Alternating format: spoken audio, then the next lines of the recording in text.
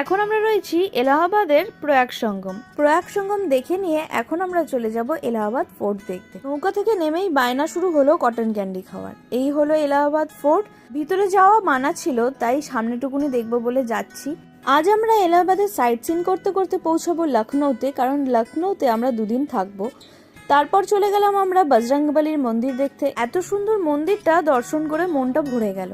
তারপর চলে গেলাম দুপুরে লাঞ্চ করব বলে। আজকে একটু ডাল ভাত, আলু ভাজা, সালাড, তারপর চিকেন এইসব খাওয়ার ইচ্ছা ছিল, তাই সেগুলোই অর্ডার করে ফেললাম। আমরা সবাই মিলে খাওয়া দাওয়া সেরে পৌঁছালাম আমরা সঙ্গম স্টেশন। এখান থেকেই আমরা শুরু করব লখনৌয়ের জার্নি। তো সবাই মিলে খুব মজা করতে করতে পৌঁছালাম আমরা স্টেশনে। ট্রেনে উঠেই যথারীতি মেয়ে তার নতুন খেলনা নিয়ে খেলা শুরু করলো। রাত 10:30টার সময় পৌঁছালাম আমরা লখনৌতে। এই হলো আমাদের রুম, দেখতেই পাচ্ছ। তো লখনৌতে কালকে কি কি করলাম সবকিছু পরের পার্টে শেয়ার করছি। চলো বাই।